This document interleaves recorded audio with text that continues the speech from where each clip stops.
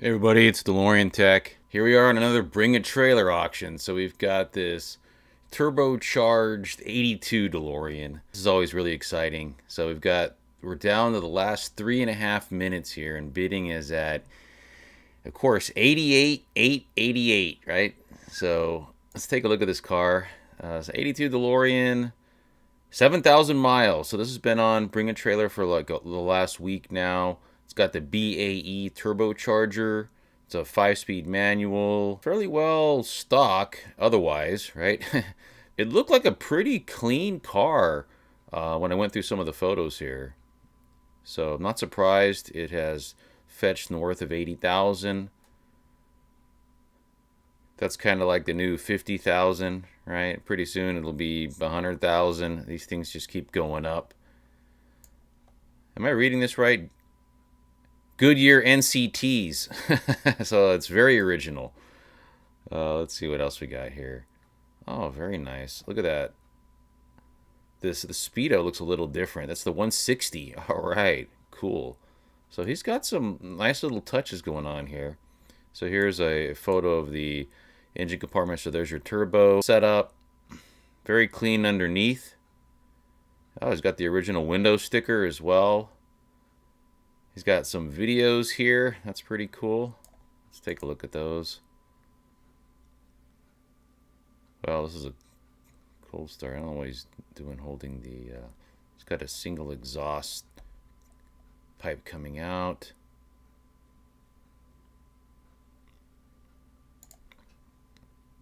Walk around. So here's a walk around of the car. It looks really clean. I'm surprised he's got the Goodyear NCTs, unless I didn't read that right. So definitely a collector vehicle.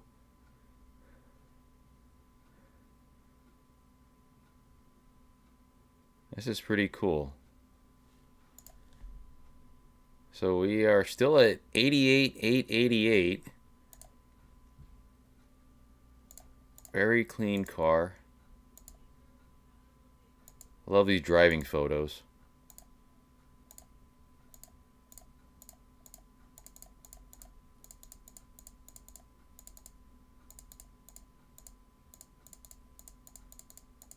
So there's actually two DeLoreans on Bring a Trailer right now. This one's ending in a minute or so. The other one I'm going to do a video on. It's a real life Hot Wheels DeLorean, which I thought was pretty cool. So he's got tons of photos. 36 seconds left. Is it going to stay at 88,888? Or are we going to see something? Let's hopefully there's some, additional bids coming in at the last minute to make this exciting. Otherwise, this is just kind of uneventful, right?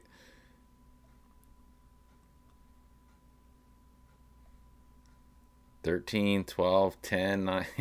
Here we go. Let's see if anyone else wants this car. Otherwise, we'll have to end this one short. Oh, that's probably it. It's sold. No other bids came in at the last minute. So, unfortunately, these auctions have become a little less exciting than they were when Nick Reed's car went up for auction. I guess that was last year. That was really exciting. So 88,888. Nice round number, right? So congratulations to James Boat. So he's been buying cars. Look at this. So he just bought this 41 Plymouth March 3rd. So this guy's a collector. Oh, look at this one. Oh, very nice. It's got a Ferrari 456M. That's a pretty nice car. Wow. He's been buying, buying, buying. Maybe a dealer? Who knows? Or just a car collector with some really good taste. So, congratulations to James Boat on landing this BAE Turbocharged DeLorean. It's a very nice car, as you can see. Very original in some aspects. I mean, with those NCTs, and he's got obviously the stock ride height going on there, stock suspension. Body looks really clean.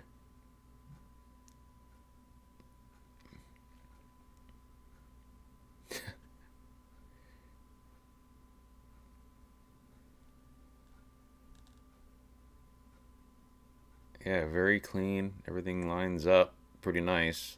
Nothing out in the ordinary. With the pictures showing the undercarriage too, those actually look pretty cool.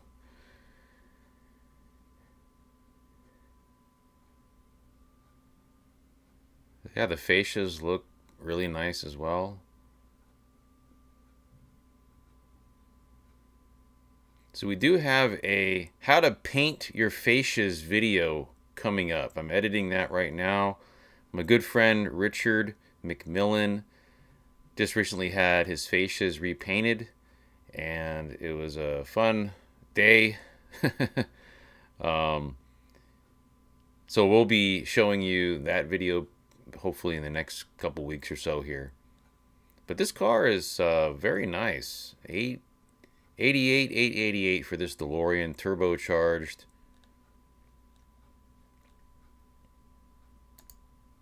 He's got stacks of receipts. That's pretty cool. So it's well documented. Obviously, the regular maintenance has been done. It's only a 7,000 mile car, so I can't imagine it being too much, but who knows, right? He's got a lot of startup stuff going here on the running volts. That's always very important, right? Like how well the charging system is working, right? So it looks good. It's definitely north of 13 volts there. So he probably has a pretty decent alternator on there. Maybe some wiring upgrades. Let's take a look at some of the interior photos here. Yeah, it looks really good. Really good. I guess that's the boost gauge right there in the center console where the clock would normally be. This is an 82, so this may not have the clock or have had the clock. Original ASI radio in there. I like that 160 speedo. That's pretty sharp looking, actually. Yeah, this is very original. Down to the floor mats, right? Very nice. The seats look really nice. Those look like original seat covers there. You could always tell. No matter how cool the newer stuff looks, you could always tell when you have original seat covers. Now this is a little different here. It looks like he secured the center console. At least I don't have that on my car right there. Mine actually kind of bows out. It kind of sticks out. So this is actually kind of an interesting thing right there. That may have been an aftermarket, or maybe it was a, an afterthought, that I don't have that on mine. Yeah, there's that 160 speedo again. That's pretty neat. He's got 6,900 miles on the car, so just under 7,000. There it is, 6924 original. Yeah, there's your turbo boost gauge. There's a nice shot of the ASI. I'm actually pulling out my Craig radio from my DeLorean right now. I'm getting ready to do a video on how to do that because I needed to pull it out because it stopped working, and I thought I might be able to fix it. Although this may be an opportunity to go back to the ASI, which I also still have.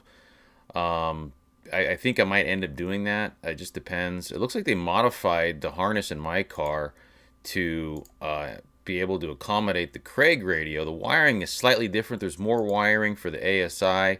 So anyway, I went on YouTube to find out if there was a video on how to remove the original factory DeLorean radio, and I didn't find anything. So I guess I'm just going to have to make one, right? So I'm surprised that there isn't one. That just seems like such a basic need to replace the radio, remove it. Although a lot of folks, like myself, I like to maintain the original radio. Although these radios are aging, and they are definitely showing their signs of issues. You could probably have them sent in, refurbished, Bluetooth, that whole thing. I've kind of avoided doing that so far. Who knows, in the future I may end up doing that just to preserve the originality. But for now, I just wanted to be able to get the thing out. So I did finally figure out how to do that. I went on DMC Talk, which I highly recommend. DMCtalk.com, I guess it is, or .org, the website where we have it's a forum, old school forum about the DeLorean. I did find some tips on how to remove it there, so I'm going to go ahead and use those instructions, those tips to remove the radio. So here's the engine compartment here. This looks pretty cool. He still has the original, he's got the original everything. He's even got the original coolant overflow bottle here, which is plastic, right? He's got the stovepipe, original fuel lines. What else? Yeah, everything else is really, this looks pretty original. The compressor for the AC. I would doubt he has the original alternator, but maybe some photos will show that here. It's kind of hard to tell. Alright, I don't see it. At least in this photo. Maybe there's a few other ones here. So this is the turbo kit where they don't actually relocate the alternator here. I'm not super familiar with all the vintage turbo kits that were available, such as the Island Twin Turbo and this BAE. But I do know that I'm pretty sure it's for the Island Twin Turbo where they actually relocate the alternator to be able to make room for the second turbocharger in there on the passenger side.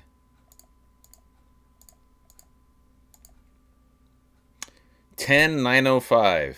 That's the VIN number. VIN number obviously very important to DeLorean owners. It's got a lot of original everything here. There's that original. So this was originally purchased in Oregon. Tonkin Gran Turismo Inc.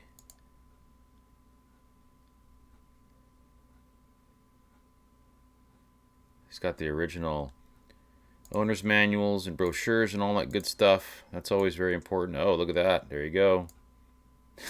Unused. Alright, here's some more undercarriage shots. That looks really clean. This car has been well preserved. Obviously not stored outside. Hardly any corrosion. And that's what I was looking for. So you don't really see anything here. Looks really nice. I guess this could be a Concours competitor.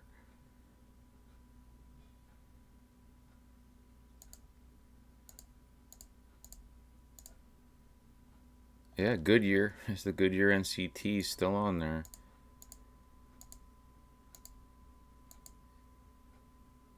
Very clean.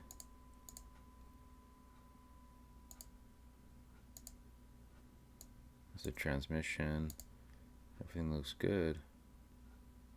The turbo charger there. Original factory suspension, obviously. Hey, there's the alternator, right? I mean, that looks like an original Motorola 90 amp alternator. So there's the answer to the question as far as the alternator goes. He's running that original 90 amp Motorola, and he's getting some pretty good. Of course, it's only got 7,000 miles of wear and tear on the car overall. So I remember when I got my car, mine is a 83, which is technically an 82. The VIN number on mine is 16109, but the original 82 VIN number is 11109. So 11109. Had the original Motorola 90 amp alternator. I went through all of the paperwork and I could not find where they actually replaced it. So that was the original from the factory Motorola 90 amp. The car was running okay and everything. I was having some issues with the alternator. I think it was kind of reaching the end of its useful life there. So I did go ahead and have that replaced with a 120 amp sort of a GM style alternator, and that has actually been working pretty good so far. A lot of the problem with these cars really wasn't the alternator so much as the wiring. That was really, as far as I could tell, what the contributing problems were. Obviously the alternators, I guess they, with the 80 amp Ducilier not being sufficient for the car, because there was a lot of electrical demand on the car, but a lot of that too was the really crappy wiring that Lucas did for the car, whatever. It's just really substandard, so that contributed to all of the electrical problems as well. A lot of people try to single out the alternator. That was just one of the problems, and probably not the problem, right? So I've done a huge amount of wiring upgrades to my car, and I could probably safely say that if I still was running the 90 amp Motorola, I'd probably be okay, because I have upsized all of the ground cables, the positive 12 volt leads to the battery, and to some of the other components as well. Cleaned up the grounds all over the place. You know, went with different cooling fans, went with all of the solid state relays, all the bells and whistles, right? The microprocessor controlled idle speed ECU, went with that one, just to try to help out with the idle, but also the AC as well. So whenever the AC kicks on, you get that increase in RPMs by 100. So that's all Dave McKean stuff, which you can check out on my channel. I even have a playlist on my channel for all of Dave McKean's electronics that I've put in my car. And I would say that I've put in about maybe 80 to 90% of the stuff he makes. There's a few other things that I have yet to do that I haven't gone to, but the main stuff, the more important stuff I've done, such as the solid state RPM relay, with the hotfix, the fan relay, the fan fail module, all of the headlight and blower relays have all been replaced with the solid state units. I definitely recommend that. I also recommend his ground bus. So Dave McKean's ground bus, way better than the looks like Christmas lights that was in the relay compartment before. That was causing a lot of problems for me as well. My fan relay was overheating, but ever since I installed Dave McKean's front relay bank ground bus, that has actually made quite a difference, and I'll be releasing that video shortly. I like to do the videos, then drive the car around, make sure there aren't any problems, then I'll actually release the video on how to install that. It's actually not that bad. That's going to be Get Grounded 4. So Get Grounded 4 is going to be on Dave McKean's front relay bank ground bus. I mixed it up a little bit, and I'll explain kind of what I do a little bit differently there in the video to make it a Get Grounded video, emphasis on grounded. I also recently replaced the entire fuse box. That was a really fun job. Definitely not for the squeamish. If you if you're into pain, it's probably one of the best things, especially finger pain. But I was able to do it over the course of like a week. That was a fun one. I've got a video on that one coming out as well on how to replace the fuse box. I did end up replacing some of the terminals in there as well, and I show you how to do that. You really need to get a good crimper for that. I don't recommend using your basic $10 cheapo Home Depot crimper for that one. You need a good one. So I show you which one to get.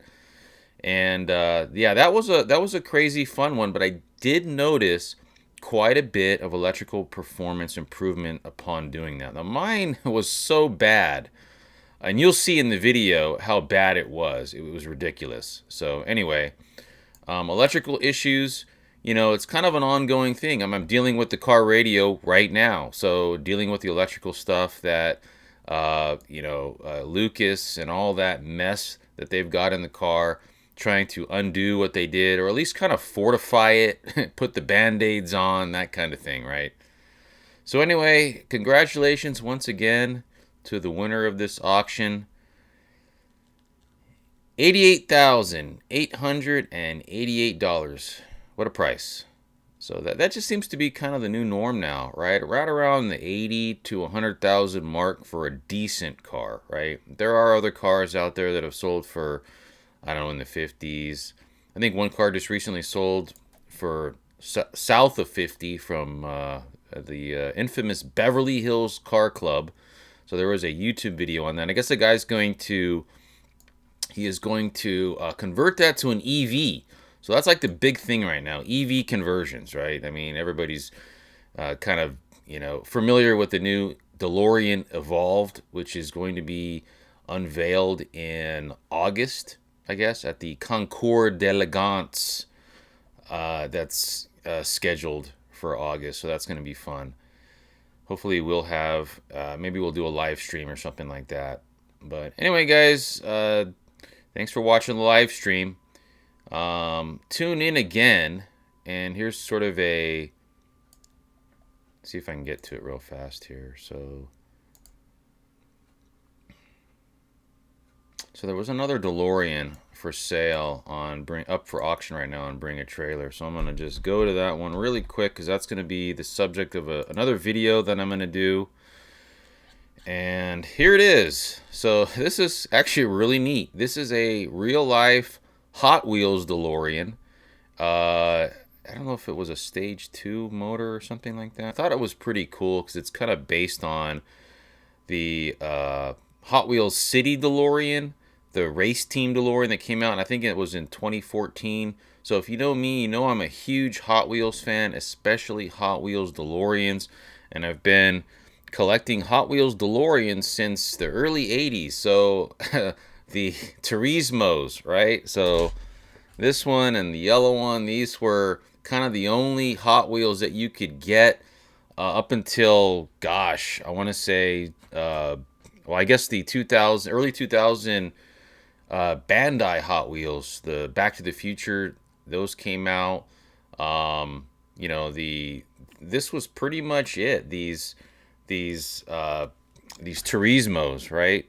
And here's the I can't remember the name of these ones. These are the ones that actually, like, the doors open up. So these ones came out, I think, in like the mid 80s. These are the I can't remember the name of the company that put these ones out. Well, these are the ones that, right?